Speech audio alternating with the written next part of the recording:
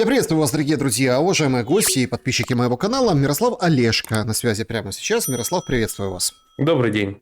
Мирослав, так мир или война? Ну, слушайте, какая-то прям реально истерия вокруг этих планов. Значит, Россия уже выкатила ответ, говорит, 28 пунктов есть, 19 нет. Блумберг говорит, что там на секретной встрече с Дрикселом, да, в общем, презентовали 19, и российские чиновники вообще не в восторге.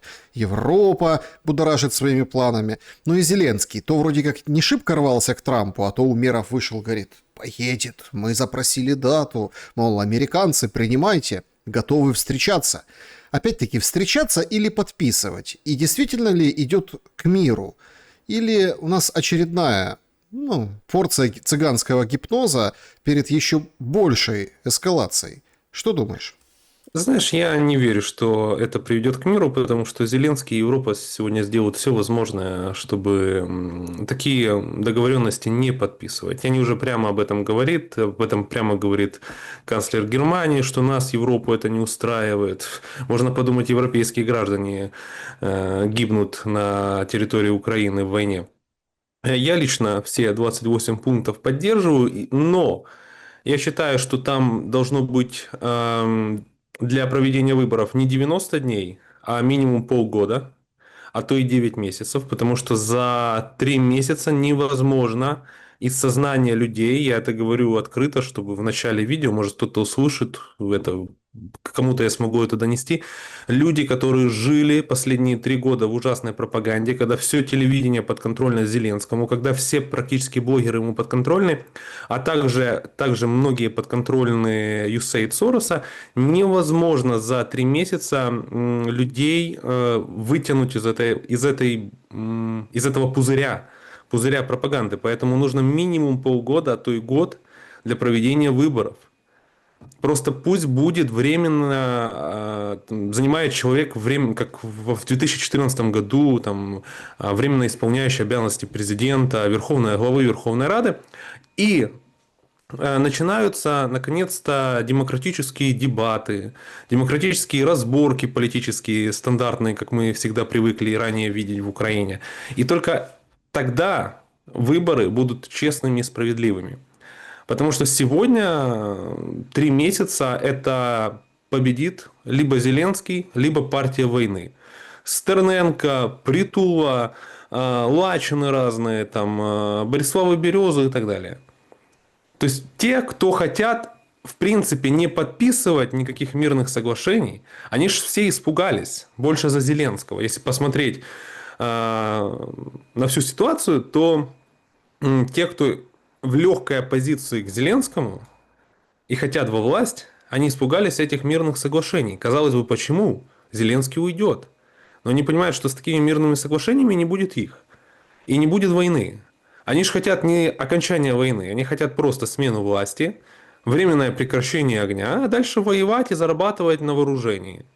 Огромные деньги. Я видел, как мальчики, которые были просто местными депутатами, которые ездили на маршрутке и на такси, за 1,5 года войны стали ходить в часах Омега за 10 тысяч долларов. Производить китайские дроны в гараже. Они хотят завершения войны, эти мирные соглашения, 28 пунктов. Нет, они придумывают тысячи отмазок, почему этого не должно быть. Есть такой блогер Карл Волох, и он написал, очень видно, боится написать прямо, но он сказал, что если поменять некоторые пункты, там все такое, то скажите честно сами себе, вы готовы все-таки вот на это? Это он к обществу Фейсбука, такому патриотическому, обращается, я там захожу, и там пишут минус, минус, минус, типа не согласны. Захожу, смотрю, какая-то женщина живет где-то в Европе. Потом захожу, какой-то мужчина живет где-то в Канаде. Потом захожу на третий профиль, какой-то пенсионер уже. Я там не выдержал, написал комментарий, ребята, если у вас никто не служит на фронте, если вы не служите и не готовы отдавать жизнь свою за лишь бы не подписывать эти соглашения, то вы лицемерные подонки и твари. Вы Ну, хотите чужими жизнями это делать. сейчас очень... Как только я общаюсь с реальными военными, которые пошли Ну, лишь бы их не мобилизировали, там, знаешь, куда-то, как отребье, в штурмовые бригады, они самостоятельно уже пошли и служат, и они хотят завершения войны очень сильно. Я общаюсь с теми, у кого сыновья служат. Они тоже говорят: Мирослав, я хочу завершения войны. Но те, у кого никто не служит, вот эти все политики, вот Арсений Яценюк, я в каком-то плане к нему, как к премьер-министру тех времен, отношусь с уважением, потому что был сложный период, и он как управленец, я считаю, был неплох. Но то, что он сегодня пишет... И стена тоже была, во. Популизм. Популизм. Но я не могу сказать, что все, что он делал тогда, с 2014 по 2016 год, это было плохо. Но в плане управления. Просто экономические некоторые вещи, которые он делал, стоит признать, хоть я не его фанат, они были правильные. Но я сегодня читаю, как он пишет, что нельзя ни в коем случае подписывать эту капитуляцию, ничего нельзя этого делать. И заходим в Твиттер и смотрим, он живет в Германии. Мать твою, да приедь ты, сука, в Киев, который обстреливают каждый день и сегодня ночью бомбили. И поживи там без света. Только не у себя в своем загородном возле Межигорья Януковича доме. Он же возле Януковича Яценюк жил. Ты, может, помнишь. У него рядом домик, там же в селе, где у Януковича был. Не там с солнечными панелями, там, дорогим дизельным генератором, а как обычные люди. Поживи. Потому что я звоню своим родным, близким, друзьям, все нервничают, бомбят город, дети плачут, пугаются. Ночью сегодня смотрю, радуются все пропагандисты, идиоты, что бомбят Краснодар. Я написал только пост, говорю: ребята, если вы, вот кто в Украине, не радуйтесь. Я понимаю, радуются те, кто в США где-то живут. Но вы-то не радуйтесь. И уже через час бомбят Киев в ответ. И мы же понимаем, что Краснодар-то проживет зиму нормально, а Киев уже без света. И будет Разница существенна. Я хуже и хотел здесь, хуже. пока мы просто далеко не ушли, я прям заметил в соцсетях, прям очень много выходят вот этих людей, уехавших. Они не скрываются, что они уехали. Они говорят: да, мы там, кто в Варшаве, кто в Германии, кто в других странах Европы, кто в Америке. Америка, кстати, очень тоже интересный момент. Запускается очень такой классный такой нарратив. Он бьет четко в точку, конкретно по людям. Значит, если сейчас вот это все будет происходить, Украина капитулирует, Европа же выгонит украинцев. Вас же выгонят. Другие стращают, что, ребята, сейчас Европа соберет всех маломальски подходящих мужиков, отправит на войну. То есть украинские сообщества в разных странах Европы, получается, стращают вот этими видео о том, что нельзя идти, надо оставлять все как есть, надо Зеленского оставлять как есть, надо все как вот сейчас происходит, наоборот, надо там, чтобы поддержку больше давали, нельзя принимать план Трампа, а иначе то ли выгонят всех украинцев, да, они там уже как бы кто с паспортами, кто с работой, кто... Не, те, кто с паспортами и работает, тех уже не выгонят. Нет, имеется в виду на пособиях, нормально пристроились, то есть живут уже там 3+ лет. А другие говорят, что нет, ребята, потому что сейчас возьмут мужиков, отправят. И такие прецеденты уже есть. Американская одна пользовательница говорит, вот работал вроде в Америке, а выслали вот этой первой партии, а на границе кто встречает? ТЦК. И вот она плачет, что вот высылают ее мужа, и, в общем, ей как бы от этого. То есть я прям вижу, как это системная работа. То есть украинцев не просто так на крючке держали, не просто так вот это Министерство единства Чернышова, этот проект замутили. То есть понятно, что это все было для того, чтобы Чернышов, кум, получил должность, чтобы это назначение произошло еще к дню рождения жены Чернышова, они же там подруги с Зеленской, с Еленой. То есть мы сейчас это все видим на пленках Миндича, да, кто такой Чернышов, Че Гевара и так далее. Но тут же идет прям работа с украинцами, которые выехали. Как ты ее оценишь? И действительно ли, наводят панику, это удается? Знаешь, я бы, наверное, не греб, как ты, всех украинцев под одну гребенку, потому что у всех украинцев, которые в Европе, у них есть родственники, родные в украинских городах. И они хотят мира. И многие хотят действительно вернуться домой. Я не знаю, как ты, но я и сам хочу вернуться в родной свой город. Я хочу вернуться в свой родной Киев. И я хочу, чтобы мои родные не жили под обстрелами и не дышали грязным радиационным воздухом. Действительно, есть украинцы, которые, знаешь, меня очень удивляет. Я тоже на улицах, там, в аптеку бывает захожу, там, в супермаркете. Вот недавно вижу такого в аптеке мужчину, ну, он очень хорошо одет, весь в таком в белоснежной одежде, у него там Томми Хилфигер одет, там Ральф Лоуренс, там другие бренды на нем. Ну, то есть, ну, нормальный чувачок такой, да, ему лет уже на возраст, мне кажется, где-то 55-60 лет. Он уже разговаривает на языке, на немецком, все дела. И вот смотрю на него, смотрю, он оборачивается, может быть, даже меня узнает, а может и нет, ну, так это засмотрелся, но а, на фоне вот этой всей брендовой классной одежды у него белый свитшот. А на белом свитшоте у него еще, ну, на белом свитшоте одета такая белоснежная брендовая жилетка теплая. И она немного расстегнута. И она расстегнута для того, чтобы на свитшотике был виден такой золотистый герб. Ну, вот это как Зеленский носит футболочки. Я вот это уже не один раз вижу, думаю, ну, мать твою. Ну, мать твою, если ты... Ну, я могу понять это в 22 году. Да, в 22 году прилив патриотизма, все это. Но через 3 года у тебя есть прямая возможность вернуться в Украину. Я спрашиваю у знакомых, просто у многих, кто сейчас в Украине, я говорю, вы видите, что кто-то сейчас в этих футболках ходил, там, в свитшотах? Все говорят, нет. А тут этот патріотизм он присутствует. Я думаю, если бы я с этим человеком поговорил, он бы сказал, ти що, Зеленський молодець, треба продовжувати війну і так далі. И такие действительно есть. Но не все. Просто люди, которые считают иначе, у них точка зрения, как у нас, они ею не делятся публично, они не хотят в срачи вступать и так дальше. Но эти люди, граждане, проявят себя все равно на выборах. Как тех, кто в Украине, как тех, кто за границей. И вообще наша с тобой задача в будущем убедить украинцев прийти на выборчую делянку и проголосовать. И это будет очень важно.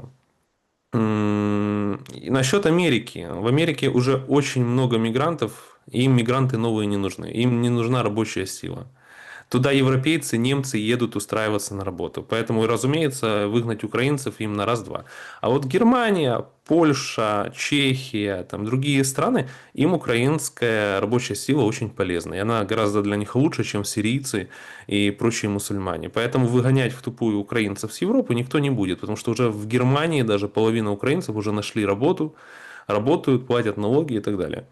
Я думаю, уже где-то месяца 4 назад обсуждалось в Евросоюзе, что нужно каждой стране принять такие правила, чтобы была возможность всем украинцам остаться, если они хотят.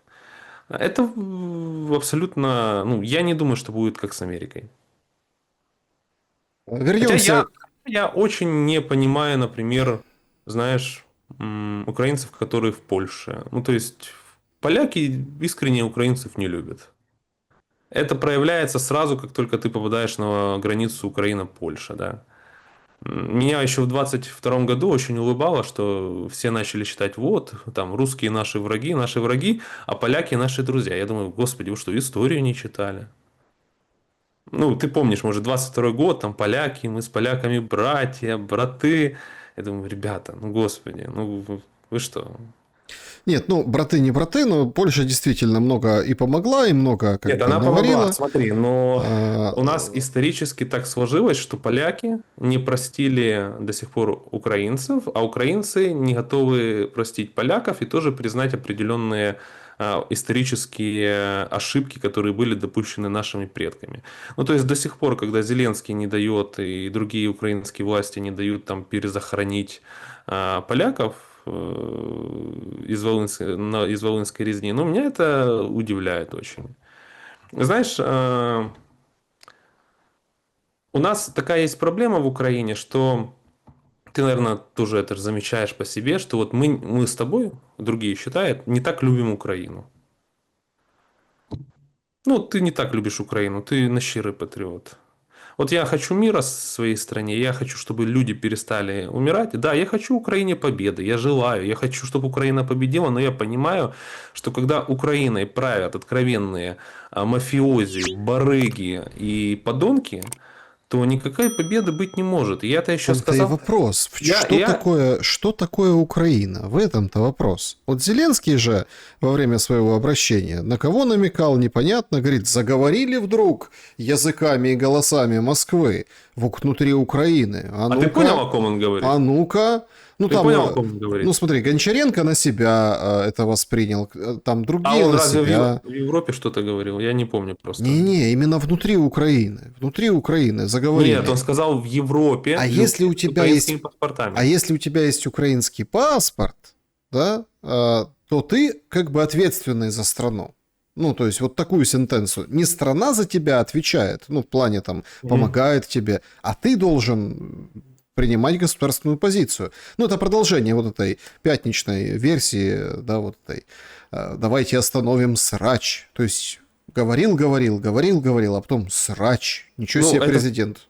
это в переводе он имеет в виду: остановите меня критиковать и валить меня за коррупцию, за то, что я вас граблю. И граблю государство, пока ваших сыновей отправляю погибать на фронте. Знаешь, мне это напомнило вот это, на самом деле, его обращение. Сейчас, секундочку. Вот один в один для меня лично. Так.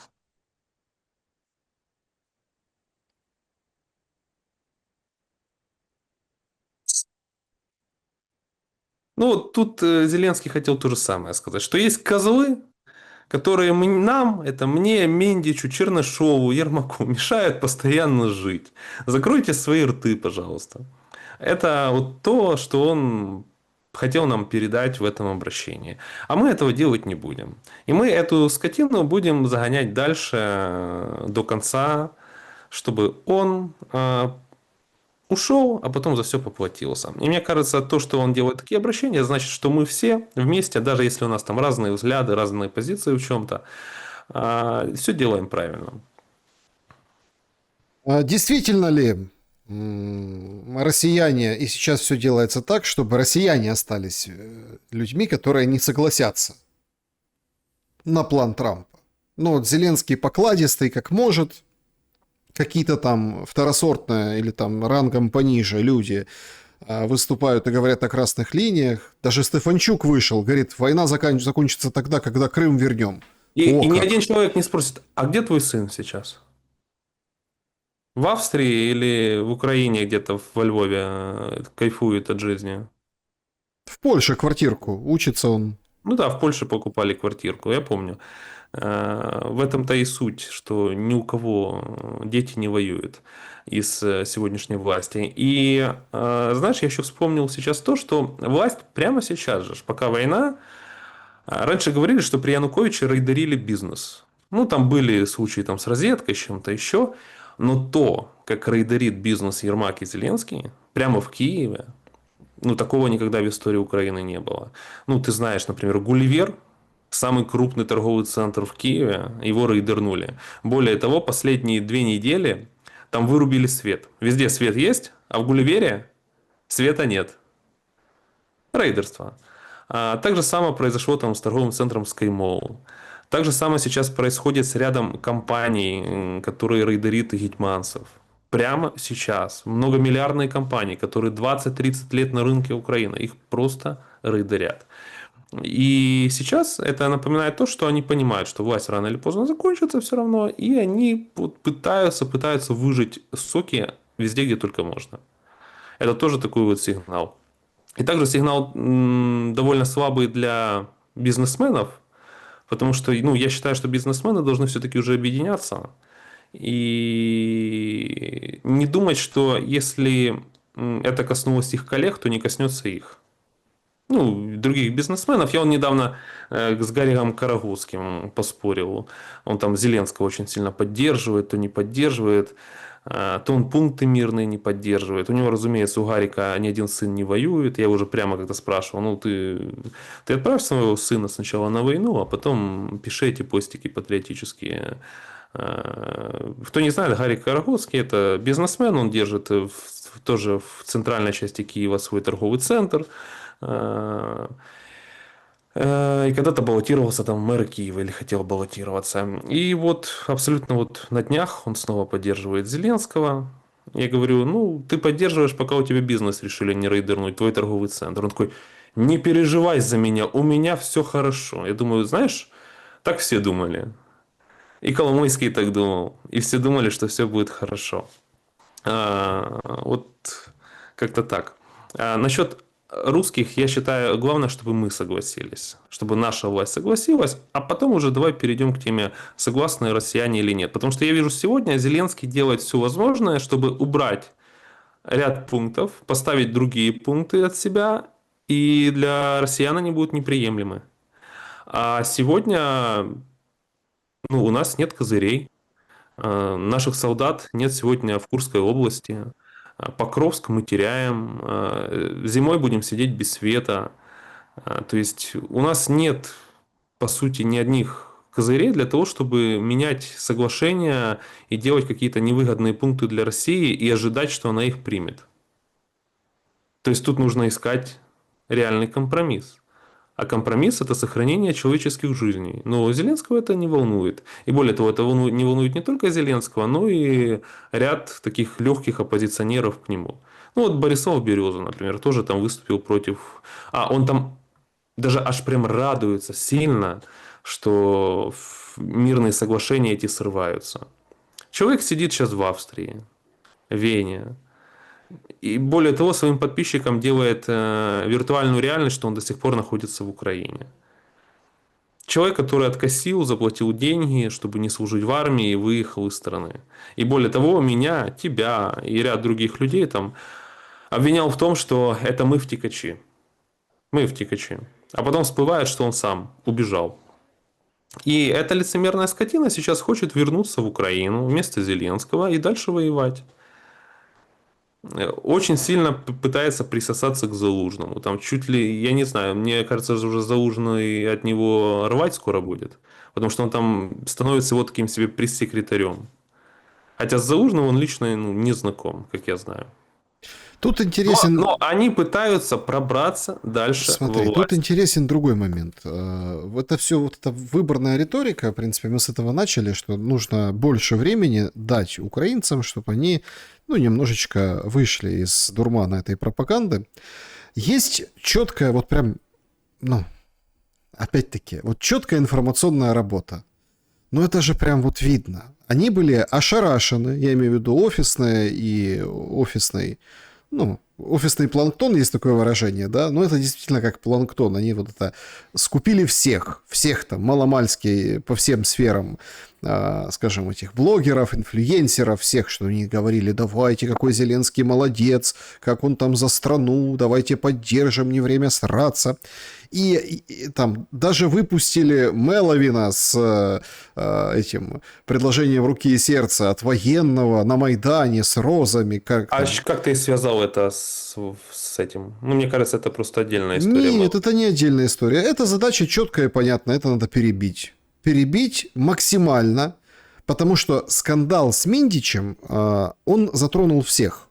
Все были в шоке, все находились в таком, как сам Зеленский, и потом они просто сделали красивую работу. Нельзя говорить, что они не умеют работать. Они умеют работать. Они умеют. Они бы не были при власти 7 лет, если бы они не умели. Ты берешь разные сегменты соцсетей по интересам, условно, да, там, не знаю, там, это так гипотетически автолюбители и рыбаки, например, да, и там какие-нибудь там домохозяйки, и раскручиваешь эту историю. И нужны триггеры.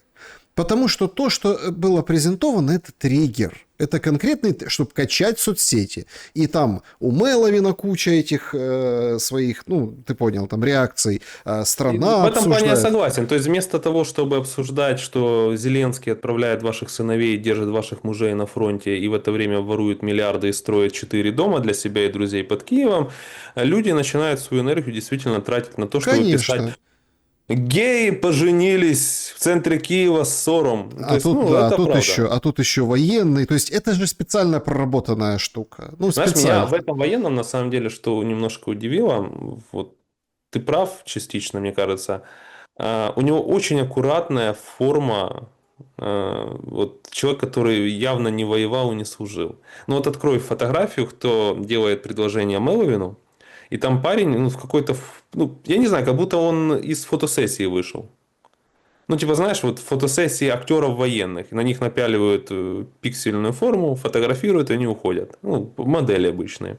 Просто я знаю всех военных, но они так не ходят. В такой выглаженной, красивой пиксельной форме. Ну, у них уже такой нет даже. Ну, в общем, в любом случае, я сейчас не говорю, то есть, хотя, конечно, мое отношение понятно к этому всему, я против, смотрите, я не против отношений, я против вот этой публичной, скажем так, истории, да, против пропаганды таких отношений. Но это как бы дело каждого, как относиться. Я уверен, что эту историю разогнали, подсветили, раскрутили, толкнули. Я к этому отношусь так. Если мы с тобой хотим, чтобы нас, там, знаешь, ну, власть против того, чтобы мы с тобой тоже что-то пропагандировали. То есть, мне кажется, свобода, она должна быть для всех. Если люди хотят, это их право личное. Если они не говорят, вот, Мирослав и Алексей Шелест, а вы тоже хотите, давайте вы как мы. Вот это будет уже неправильно. Или там детей пропагандировать. А если они хотят там сфоткаться, поделиться этим со своими друзьями и с миром, ради бога. Ради бога, потому вопрос, что, знаешь, нет, если вопрос. мы будем преследовать, Смотри, на этом... преследовать и запрещать что-то другим, Нет, это будет касаться и нет, нас. это пиар-акция конкретно организованная, конкретно выставленная. Это не просто люди в соцсетях сфотографировались в ресторане под музычку, сделали предложение. Нет, да? ты частично прав. Я говорю Это не конкретно за... пиар-акция. Смотри, я смотрю конкретно не за Меловина и этого парня, не за них. Я вообще говорю, что люди вправе делать то, Смотри, что хотят. вправе делать, не навязывая другим. Но Смотри, насчет, тут вопрос... насчет того, что эта акция может быть спланирована, я сейчас задумался, это правда. Потому что, смотри, парень военный, и Меловин тоже служит в оркестре. То есть, действительно, они сейчас под колпаком спецслужб и под колпаком армии. То есть, им должно было руководство в Генштабе, военное командование отпуск хотя бы выписать. Отпуск дать, да, отпуск дать. Смотри, тут вопрос не в этом. И нам вот этим всем перебили, вот даже мы сейчас с тобой обсуждаем, да, вот, и куда мы скатываемся. И спорим даже. Да, в тему, а можно или нельзя, а ты как считаешь? Нет, так вот для этого это и сделано. А в это время запускается четкий посыл. Я его, кстати, отследил, я обалдел, если честно, а ведь действительно это так работает. Это у меня вчера тоже на эфире спикер говорил. Смотри, ну Руби уже стоит рядышком с Ермаком, с Алибабой. Стоит нормально, говорит, лучшие в мире переговоры. Все, он его туда засунул, пропихнул. Там же Умеров вроде как ручки ломал. Да? То есть они уже не фигуранты пленок по делу Мидаса. Они уже спасители страны. По заданию величайшего Зеленского поехали бороться. И тут дальше... Опять-таки, кто нам сообщил? Пресса писала, что Зеленский не хочет ехать и отговаривают Зеленского ехать к Трампу, тем более на этой неделе надо выждать паузу, тем более в Женеве с Рубио договорились, что дедлайн может быть скорректирован, ну, продлен. А сегодня Умеров выходит, говорит, Зеленский едет, давай. То есть мы видим элементарную игру. У них настолько подгорело, что это просто словами не сказать. Но всем же вбили в голову, что НАБУ это пшик, никто ничего не знает, никто ничего не может, это медиакомпания, короче, фуфлометы какие-то в НАБУ.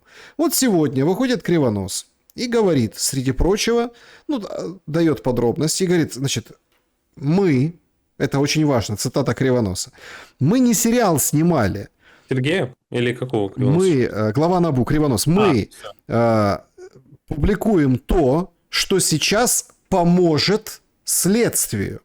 Это ответ на все вот эти вбросы, да, о том, что НАБУ, там еще чего-то.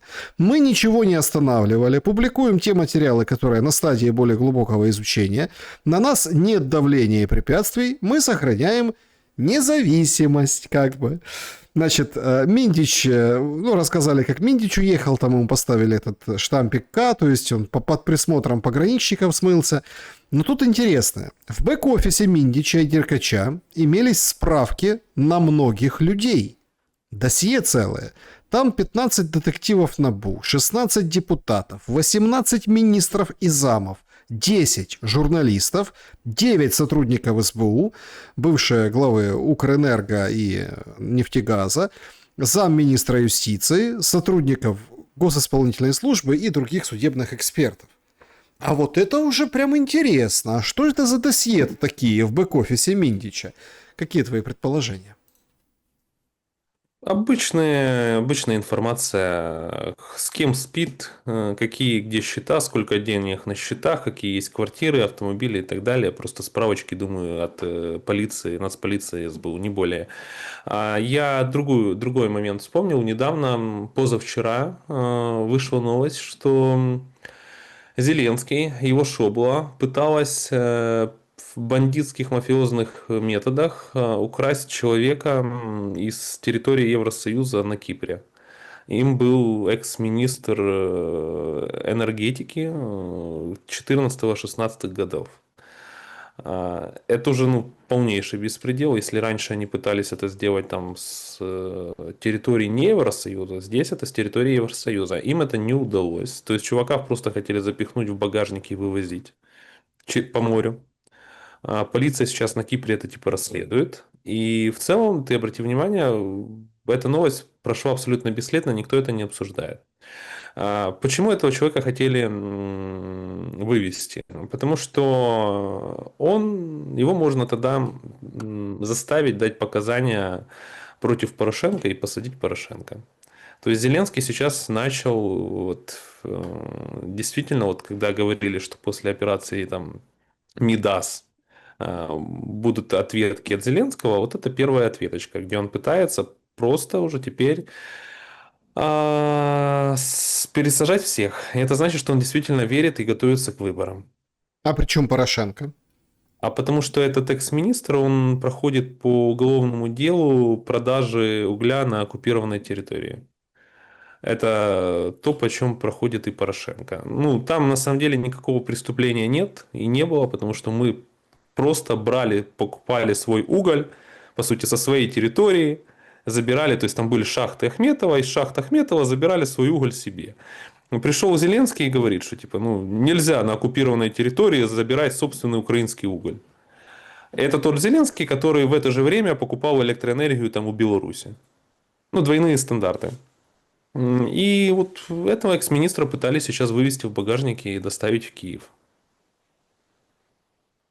Смотри, я все-таки, это нам действительно многое подсвечивает. Я просто, знаешь, это важная новость, ее нужно обсудить, потому что мы с тобой, нас смотрит очень много людей, которые тоже за границей, которых тоже преследует власть, вот просто до чего уже доходит. Потому что эти твари, боясь сейчас потерять власть, деньги, они будут совершать, просто ранее оказавшись невозможные поступки и действия. Вопрос в сроках. Сколько у них есть времени? У них еще есть полно времени. До весны точно есть. Мне Опять... кажется, у них есть времени до того момента, пока еще хватает людей на фронте. Вот когда уже станет вопрос, что нужно снижать мобилизационный возраст, вот это уже будет какой-то новый этап. А способно ли украинское общество, если оно не способно противостоять вот этой ОПГ? Причем ОПГ тут тоже очень важно понимать. Ничего не бывает сказано просто так. ОПГ называет на золотых горшках ОПГ Путин, вот визави своих, да, по всем договоренностям. ОПГ называют, то есть опять, многие украинцы называют то, что сейчас это действительно 5-6 менеджеров, Миндич, вот эти все бэк-офисы, короче. Организованная преступная группировка. Многие украинцы. Но если Путин это называет, и многие украинцы, это не означает, что многие украинцы за Путина или Путин, да, как-то за вот этих украинцев. А у нас поставили везде знак равно, и ты наблюдаешь по если соцсетям Путин за этим. скажет, что музыка Битлз хорошая или солнце светит ярко, то это не означает, что солнце светит не ярко, а музыка Битлз плохая. То есть факт есть факт. Так вот, с ними вообще возможен какой-то прогресс? Или их оставляют для того, чтобы оставить козлами отпущения? Есть версия, что условно Трамп может позвать Зеленского и сказать: Володя, Зеленский, уходи. Давай, по добру, по здорову, смываешься. Мы ставим временное правительство, все утрясаем с Путиным, занимаемся. А тебе гарантии. Ну, какие-то гарантии. Знаешь, тут есть проблема. Никто из даже оппозиции партии войны не хочет сейчас брать на себя власть и ответственность. Они хотят, чтобы мирные соглашения подписал Зеленский, и действующая Верховная Рада проголосовала. Ну, кто захочет стать камикадзе? Ну, для чего это? То есть так бороться за власть, чтобы ее потерять, подписать ненужные мирные соглашения и сразу власти лишиться? Нет, такого не будет. Поэтому расчет только на то, что Зеленский должен это делать. И, наверное, будут рычаги того, что Зеленский, ты можешь забрать все свои деньги, мы забываем про уголовные дела на твоих друзей, и до свидания. И до свидания. Но мне кажется, что Зеленский не согласится и будет как стандартный диктатор просто до конца сидеть. До конца. Перемолит еще кучу людей в могилу сведет, снизит мобилизационный возраст и так далее. Так, а Я что не верю сможет... сейчас в завершение войны уже. Если раньше у меня были надежды, сейчас нет. Потому что одна из проблем в том, что общество живет сегодня в пропаганде. И сейчас, заметьте, главный тезис и у Зеленского, и его спикеров, и спикеров партии войны, разных соросят. А вы же знаете, что война все равно будет за 2 года. Мне вот одна редакторка одного СМИ, главная редакторка, владелица, там, она написала пост, что вы же понимаете, что война будет за 2 года. Я говорю, а ты ж, я пишу в комментарии в Фейсбуке, ты же понимаешь, что это получается, что все равно 2 года люди не будут погибать.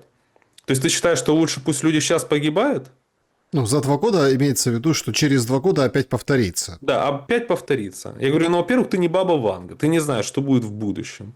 Но, во-вторых, если вы нарушите мирные соглашения и будете дальше совершать все, что вы совершали, то, наверное, повторится. Но на самом деле это просто пугалка, которую тезисом заталкивают обществу, гражданам в голову, что нам не нужны сейчас мирные соглашения, все равно повторится. А я говорю, так ничего страшного, повторится так повторится. Но зато у людей будет 2 года в мире решить, они хотят жить в Украине, хотят дальше готовиться к войне, не хотят, хотят выехать, уехать, искать где-то другую жизнь, продать свое жилье, выехать свободно без взяток из страны. Даже 2 года это прекрасно. Даже год, когда люди не будут погибать, это прекрасно. Но на самом деле они просто боятся, что за 2-3 года люди, общество станет подобным, как оно в Грузии. Люди не будут голосовать за тех, кто угрожает их государству снова их кинуть в пепло бойни.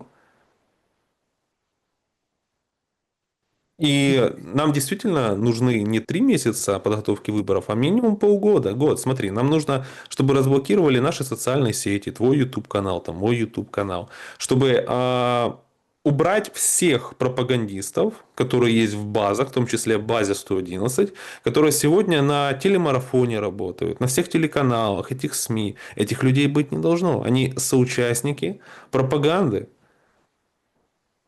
Их должны заменить другие люди. Ты должен встать и вернуться, и быть ведущим телеканала. 1+1. Видел себя когда-то ведущим 1+1? Мне кажется, будет прекрасно. Не знаю, как-то я... Ну, может, просто много времени прошло. Я буду слушай, вести... понимаешь, я с Масейчук- удовольствием... Смотри, я с удовольствием буду вести танцы с зерками. Они там, тем более, там возвращаются.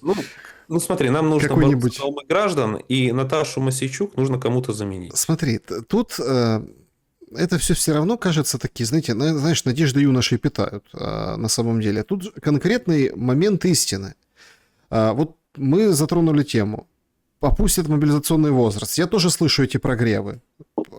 Такие очень серьезные. Что, значит, смотрите, даже если там что-то закончится, все равно все с 18 лет должны вот это все, там армия, туда-сюда, давайте все, мальчики и девочки, короче, всех готовим, что вдруг война. Понимаешь, вот этот дамоклов меч, а вдруг завтра война, это очень серьезный аргумент. Нельзя от него отмахиваться. Потому что этот аргумент нам будет диктовать, как страна будет жить после условного достижения каких-то договоренностей и завершения вот этой войны. И многие люди просто не хотят, ну вот опять по пунктам, ты же видишь, у Трампа в первоначальном пункте 600 тысяч, у европейцев 800 тысяч. А люди, которые плюс-минус могут кредит с дебетом засчитать, говорят, ребята, это до хрена. это просто, а кто их будет кормить? А Не кто... может быть 600 тысяч, потому что до 22 года было 200-250 тысяч. Это невозможная цифра. Ее вписали, наверное, просто чисто от ума. Ну, это ж не итоговые финальные соглашения. Это невозможно. Более того, кто будет содержать 600 тысяч человек? Более того, зачем мирному государству, которое больше не хочет воевать? Ну, типа, ну смотри, предположим, российская делегация говорит, а зачем вам такая армия? Вы же с нами воевать не собираетесь, мы с вами не собираемся воевать. Ну, логично, украинцы скажут, ну тогда и вы сократите у себя армию, но мы не вправе России сегодня диктовать, сколько у них должна быть армия, потому что украинских войск нет на территории Российской Федерации сегодня. А за что содержать, это действительно вопрос. Тут, наверное, в другом проблема. Боится Европа наплыва мужчин с ПТСР, которые наводнят территории других стран. И единственная возможность их удержать, это их оставить в украинской армии дальше. Более того, это ну, на самом деле для Украины хорошо, потому что 600 тысяч прекрасно. Я буду только рад, что 400 тысяч мужчин не лишатся работы и не пойдут в бандитизм. Это будет хорошо. Но если говорить реально, то реально невозможно содержать в Украине армию 600 тысяч. В Европе сменится власть, никто спонсировать это не будет. Украина спонсировать тоже это не способна. Более того, сидеть в армии на зарплате 10-15 тысяч гривен, а зарплату снизят. Сейчас минималка 20. А кто будет потом платить столько денег? Никто за 10-15 тысяч тоже в армии сидеть не будет. Люди будут искать, чтобы выжить, другую работу. Это же должна в армии быть достойная зарплата, чтобы там еще хотели остаться эти 400 тысяч мужчин. Вопрос вообще, конечно, ну, такой повисает в воздухе. А хочет ли Зеленский сам оставаться? Хочет.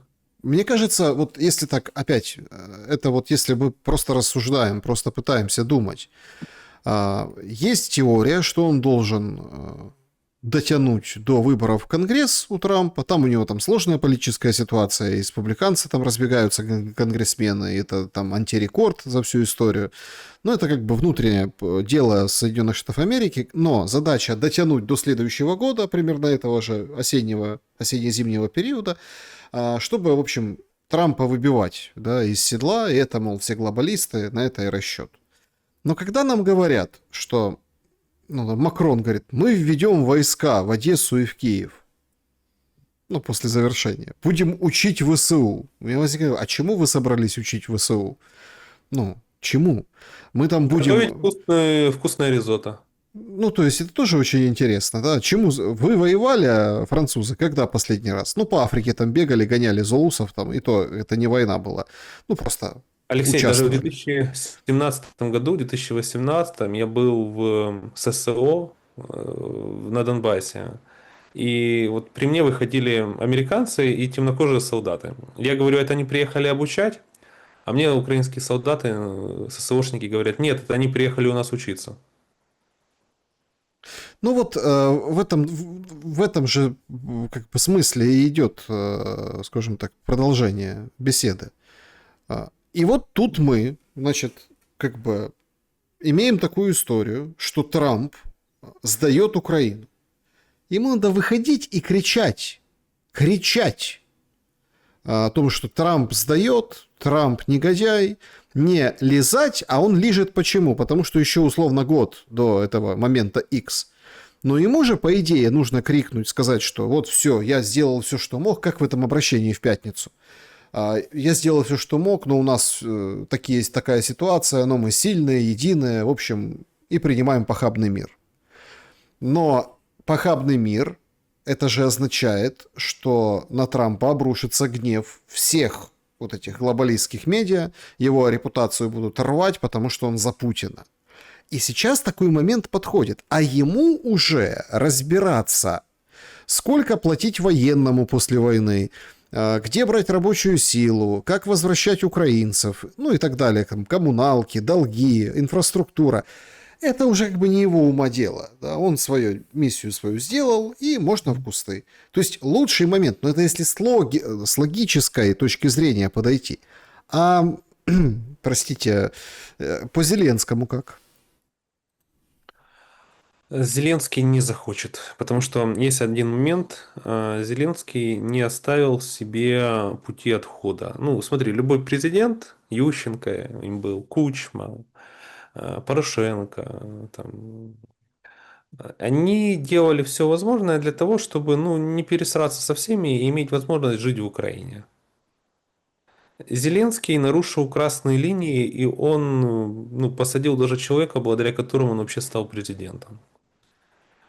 Он людей лишал бизнеса, рейдерски, абсолютно похабно.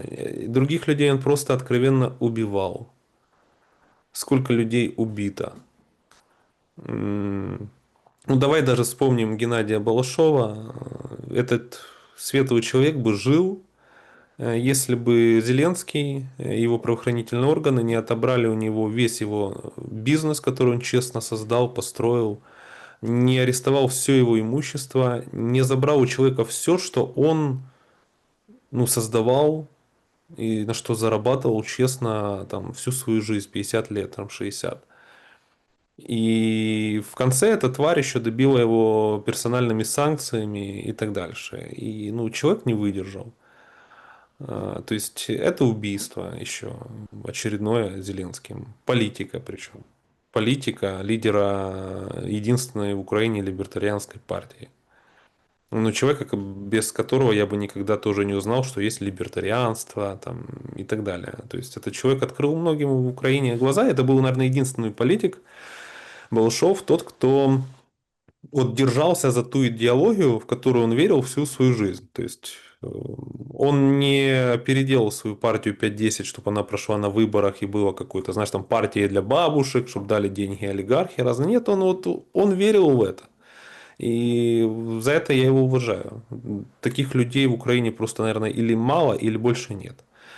И смотри, Зеленский понимает, что как только он лишится власти, его будут догонять.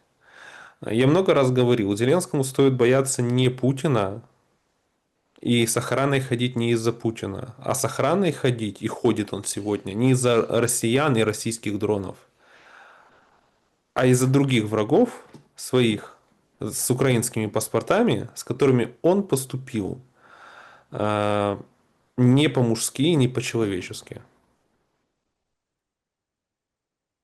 Он даже своих людей, которые его поддерживали, ну, тот же Дубинский, он сидит в тюрьме, его били, избивали. У него тоже забрали, сейчас арестовали все имущество. Это то, как Зеленский поступает.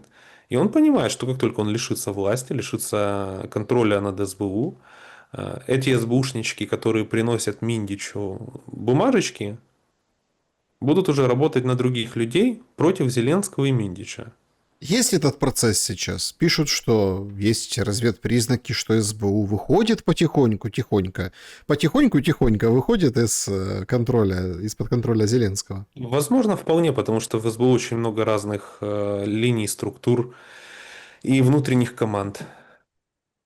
Так что это вполне возможно. Я думаю, СБУшники, они ж, ну, они не миндичи. Они понимают, куда ветер уже дует, и что они не хотят испытать судьбу и идти вместе с Миндичем скитаться по миру. И они хотят остаться. Поэтому они спокойно могут сейчас приезжать к украинским политикам, в том числе даже к Порошенку, там заезжать в офис и договариваться. Да, вот такие дела, так и живем. Надежд на мир у Мирослава нет, ну, что Не, поделаешь. у меня есть надежда на мир, но, наверное, не сейчас. Мне кажется, вот когда все, знаешь, мир, наверное, наступит или резко, когда мы его не ожидаем. Так это тот самый момент, когда ты его не ждешь, Мирослав, тогда мир и наступит. Вот Да. он. Нет, сейчас мы его ждем, мы надеемся. А это будет очень резко. Либо это будет, когда уже, ну, смотри, падет Покровск, а когда Киев будет полностью без света и другие города. И когда ну, общество еще больше разочаруется, и, возможно, когда еще опубликуют дополнительные пленки, чтобы сделать Зеленского более сговорчивым. И мне кажется, то, что там в делегации участвует Умеров или участвует Ермак, это не помешает американцам опубликовать еще одну часть. Мирослав Олешко был моим собеседником сегодня. Спасибо за время и мысли. Берегите себя. Друзья, всем добра и света. Увидимся.